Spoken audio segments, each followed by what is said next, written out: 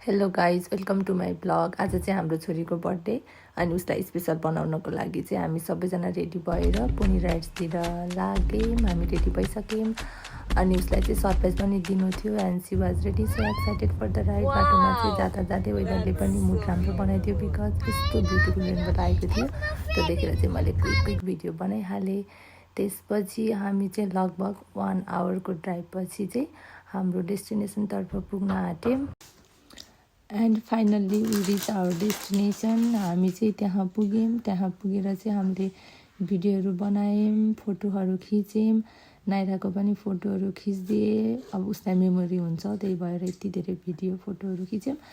अनि त्यसपछि हामी त्यहाँभित्र गयौँ। त्यहाँ पुगेपछि उसलाई चाहिँ फर्स्टमा चाहिँ हरसँग चाहिँ इन्ट्रोड्युस गरायो किनकि she got so happy and comfortable. राइडको लागि त ऊ एकदमै फुल्ली रेडी एन्ड एक्साइटेड नै थियो।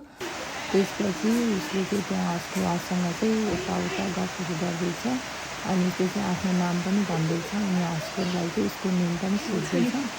तर अनफर्चुनेटली बिचमा चाहिँ एकदमै ठुलो पानी पऱ्यो सो उसले चाहिँ धेरै टाइम चाहिँ राइड गर्न पायो।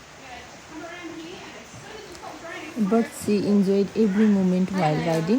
उसलाई इन्जोय गरेको देखेर चाहिँ हामीलाई पनि एकदमै रमाइलो लाग्यो। त्यसपछि हामी सबैले एउटा ग्रुप फोटो खिच्यौँ। भिडियो त हामीले यति धेरै बनायौँ, पानी पर्दा पनि पानीमा रुच्दै पनि यति धेरै भिडियो बनायौँ अनि हामीले चाहिँ एकदमै धेरै मेमोरिजहरू कलेक्ट गऱ्यौँ। एकदमै रमाइलो भयो।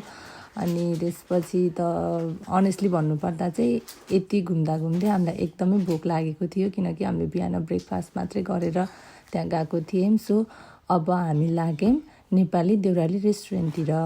ओ माई गड, देउराली रेस्टुरेन्टको त्यहाँको आलु निम्किन त यति बेस्ट थियो कि एकदमै मिठो भयो। अनि हामीले त्यहाँ चाहिँ अरू खानेकुराहरू पनि खायौँ।